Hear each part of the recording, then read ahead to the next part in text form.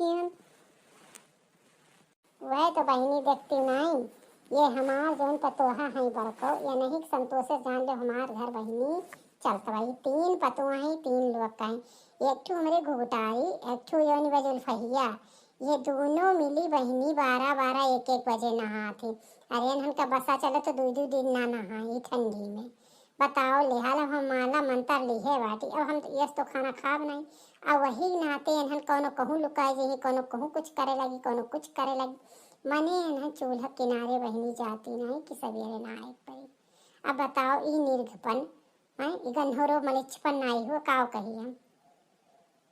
अब बस सुनिए, अकुली नहीं कहा थी कि बड़की जीजी बहुत वहाँ थी, बड़की जीजी मोहित आज जब बहनी हो 2 रोटी नहीं हम मैं देती हैं, दुखे सुखे हर चीज ये हम खाली टपर टपर लड़ा थी, टपर टपर बोला थी। लेकिन आज इनके लोग का हम सारा झाड़ा भगाई दिया। आज जवन कति इनके लोग का करब जवन ये